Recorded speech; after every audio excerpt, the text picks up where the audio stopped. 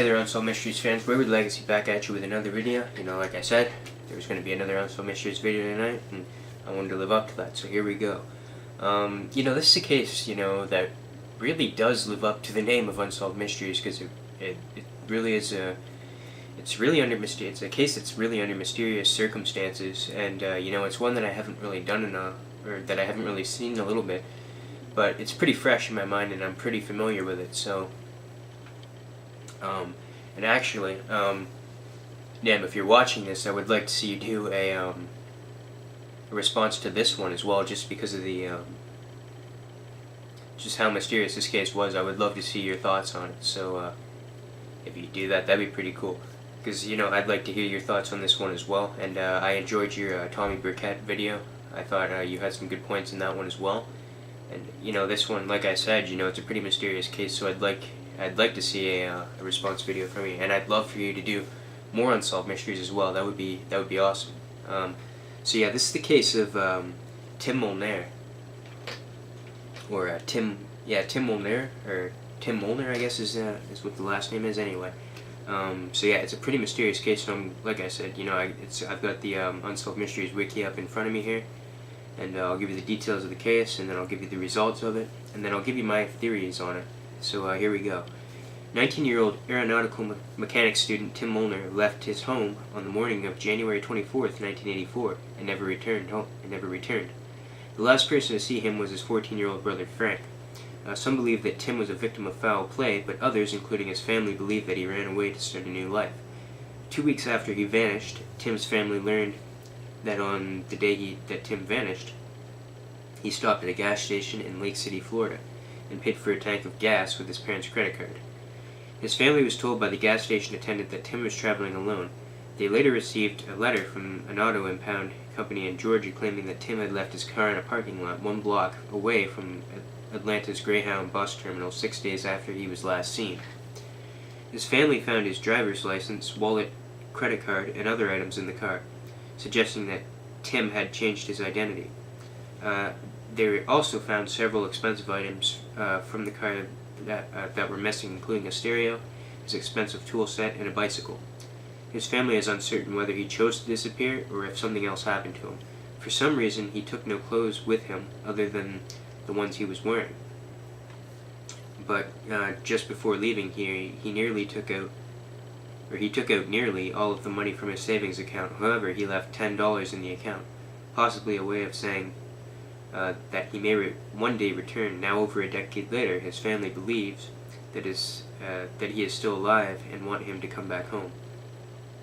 If he does return, Tim would be heir to a $50,000 fortune because a relative passed away just days after he vanished.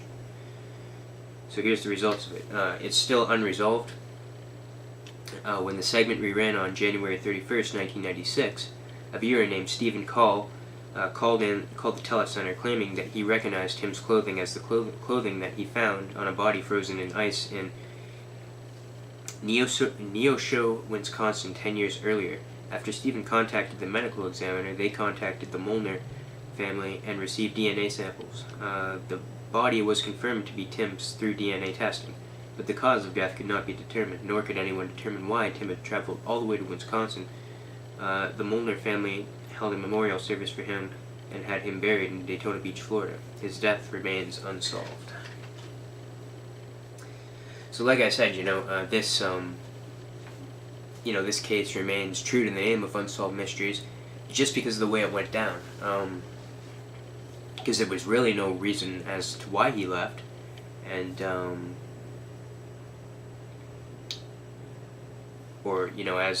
as to why, or if he was coming back or anything like that.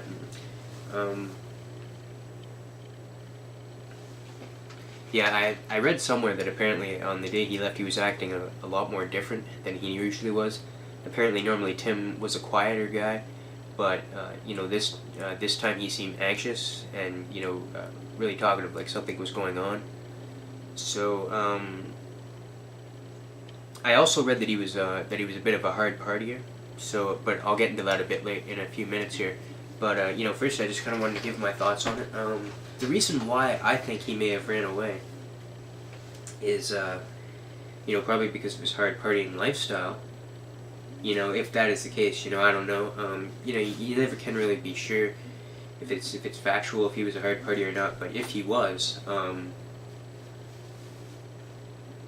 maybe he got into some kind of trouble and he was threatened or something like that, and because of that, that may have caused him to go away, like to run away, and leave all his stuff behind and change his identity.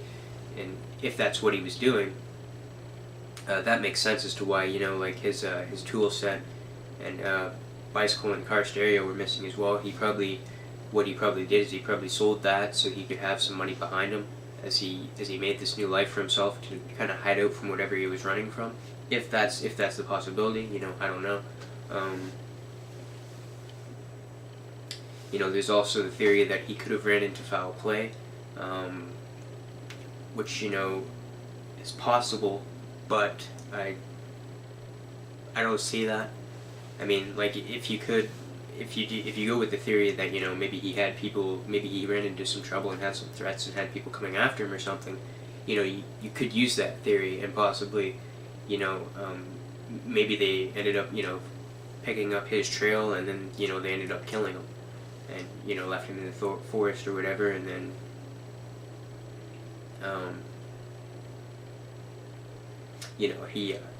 his body was frozen and all that. So you could go to that theory as well. And I just, before I give you my next theory, I wanted to just read you something from sitcomsonline.com. It's in one of the forums in the thread, one of the Unsolved Mysteries forums. It's like a thread of different people talking about the case and stuff like that. So there's this guy that he did a post in January 19th, 2009. The user's name is Glog425. So this is what he said. He said, Tim was never depressed. He said, Tim was never depressed. I was reminded of Tim today by some old friends on Facebook. I knew Tim well back in the early 80s. I moved to New York in 1983. Just a few months before he went missing. I had no idea he had gone missing until 2001 when I saw a rerun. I was shocked, to say the least, as he was an almost daily fixture at my apartment back then. Tim was a pretty happy guy. He did like to party. If anything, his death had something to do with how hard he partied. He was close to his family, not suicidal ever. So, I don't think he committed suicide at all.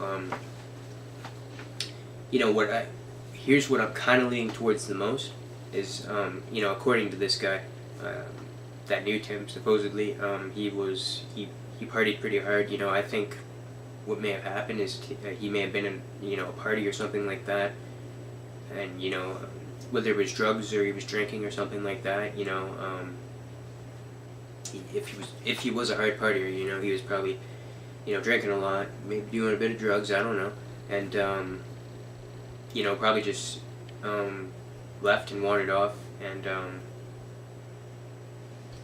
went to find his way home, and, I guess maybe he wandered off into the woods or something like that, passed out there, and, kind of died from the exposure of the environment, and, then that would explain that, his body was found in ice or whatever.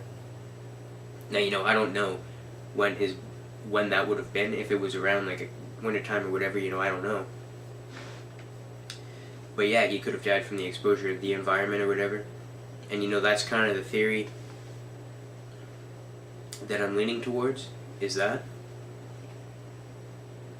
I mean, the whole foul play thing would be another one that I would lean to, because why would he just up and leave, why would he just up and leave his family and, leave it, like, totally just doing all, totally make a new identity for himself and a new life for himself.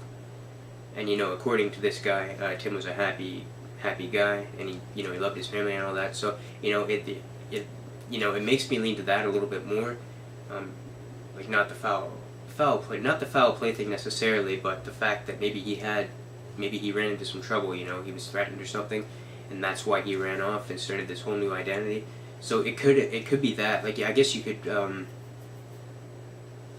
of mix that theory of, he had people after him, and then, he had to run, he needed to run away and get away from and start a new identity for himself to, get away from all that. And then, he probably, you could go with the whole that he was partying or whatever with some people, and then, he decided to leave and find his way home. And then, he kind of passed out because he had partied too hard, and, then he passed away from the, exposure to the environment and stuff like that. Like, there's really no,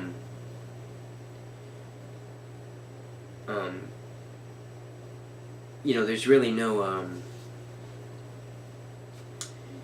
update, like, or anything that I've read of, like, the condition of the body. Like, I don't, it doesn't say if there was any cuts or bruises or anything like that, so that would make me, lean towards that theory. But, I think maybe the reason why he ran away was because he was threatened, and maybe he had people after him for some reason. And then, he ended up successfully doing that, and, successfully starting the new life for himself. And, like I said, he was probably at a party, probably partied a bit too hard, decided to go home, passed out, and, just passed away from the environment. That's what I think happened. That's my theories on it. And like I said, Nam, if you're watching this, I'd love to see you do a response video to this case. I'd love to see you do more cases, because I do enjoy your Unsolved Mysteries, and, if you ever wanted to do another collab, that would be pretty cool. So yeah, you can let me know if you want to do that. But yeah, anybody else, if you like this video, give a like, subscribe, comment, let me know your thoughts and theories on the case. Do you agree with my theories? What do you think happened to Tim Molnar? It's definitely a sad case. At least, his family doesn't know what happened, but at least they were able to retrieve his body and lay him to rest. So that's kind of that's a good thing, but they don't know what happened, and that's always the mystery of it. But, yeah, that's pretty much all I got to say for this video right now. As usual, my Twitter, MPSN, will be in the description, so you can follow me on Twitter, add me on PlayStation. And, that's pretty much all I got to say right now. There may be more videos tonight, I'm not sure, so look out for that. And, yeah, that's all I really got to say right now, and I'll see you in the next one. Wayward out.